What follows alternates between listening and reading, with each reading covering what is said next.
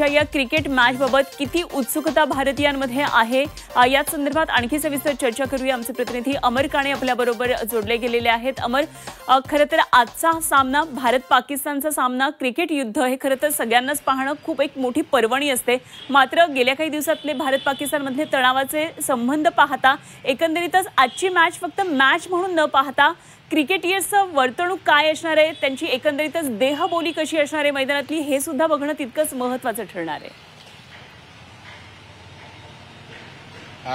अनुपमा, तू अगदी बरोबर बोलली। देहबोलीकडे सगळ्यांचंच लक्ष असणार आहे, का किंबहुना टॉस दरम्यानचे सुद्धा दोन्ही कॅप्टनची देहबोली कशी आहे, कारण की गेल्या वेळेस जो वाद झाला होता तो हँडशेकवरनं झाला होता। त्यामुळे या मॅचमध्ये पहिला बॉल पडण्यापूर्वीच म्हणजे मैदानात तत्पूर्वीच सगळ्यांच्या देहबोलीकडे लक्ष राहणार आहे। आणि सगळ्यात महत्त्वाचं म्हणजे तत्पूर्वीच पाकिस्तानला एक जी माहिती मिळते ते धक्का बसलेला आहे। पायक्रॉफ्टच परत एकदा सामना अधिकारी राहण्याची शक्यता आहे, म्हणजे ज्याच्याकरता त्यांनी अट्टहास केला होता तो त्यांची मागणी धुडकावून लावली। जी स्टंटबाजी पाकिस्ताननी केली होती ती सुद्धा धुडकावून लावली। किंबहुना पाकिस्तानने दंड ठोठवण्यात येईल आणि कफल्लक असलेलं पाकिस्तान क्रिकेट बोर्ड त्याच्यातून परत एकदा उभारी घेऊ शकणार नाही या भीतीपोटी UAE विरुद्धची मॅच खेळलं होतं। त्यामुळे या मॅचमध्ये परत एकदा ICCने जी नियमावली आहे त्याने पायक्रॉफ्टच परत एकदा सामना अधिकारी राहतील।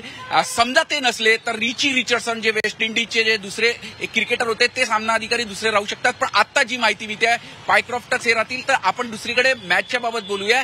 दुसऱ्या आठवड्यात सलग दुसऱ्यांदा ही लढत येत आहे एका आठवड्यामध्ये। तिसऱ्यांदा ही लढत भारत आणि पाकिस्तानची होऊ नये तर भारताला पहिलं पाऊल उचलावं लागेल। आजच्या मॅचमध्ये सुद्धा पाकिस्तानला दणदणीत असा पराभूत करावा लागेल।